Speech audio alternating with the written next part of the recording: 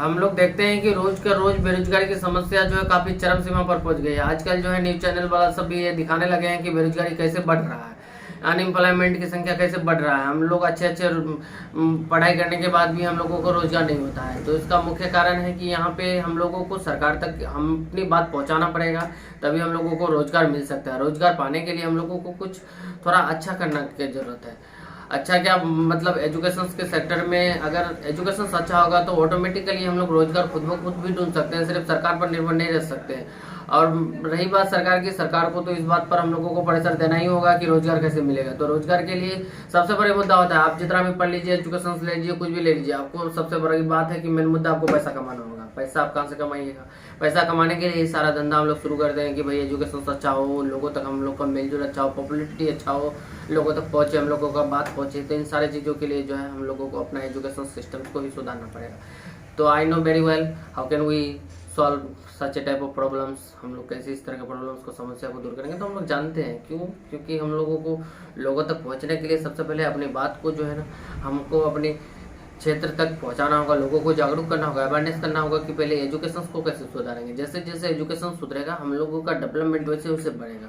तो मैं मानता हूं कि एजुकेशन को सुधारना बहुत जरूरी है। नहीं तो इस तरह के जो अनएम्प्लॉयमेंट की जो संख्या मल्टीपल जो हो रहा है, बहुत ज़्यादा मल्टीपल हो रहा है आज के डेट में, बहुत बढ़ रहा है। हम हर क्षेत्र में, हर सेक्टर में आज के डेट में बेरोजगारी की संख्या बढ़ा है, घटा नहीं। आज के डेट में जो है जैसे जैसे टेक्नोलॉजी आगे बढ़ रहा है, लोगों को जो है काम कम मिल रहा है। तो हम ये भी बात को स्वीकार कर सकते हैं कि विदाउट टेक्नोलॉजी का आज के डेट में कुछ भी संभव ही नहीं है। कोई भी काम आप कर ही नहीं सकते विदाउट टेक्नोलॉजी के लिए।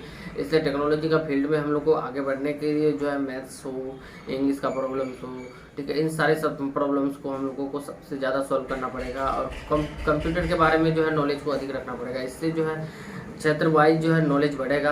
और साथ ही साथ अपने सरकार तक अपने बातों को पहुंचाने के लिए सरकार डिजिटलीकरण के लिए कई बार मुद्दे उठा चुके हैं, आत्मनिर्भर भारत बनाने के लिए। तो इससे हम लोगों को और सुलभ हो सकता है, हम लोग अपने बात को डायरेक्ट सरकार तक पहुंचा सकते हैं।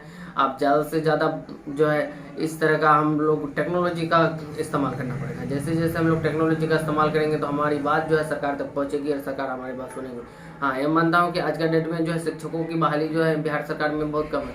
खास करके मैं बिहार से हूँ, तो मैं देखता हूँ कि बिहार में बेरोजगारी की दर कुछ ज़्यादा ही है।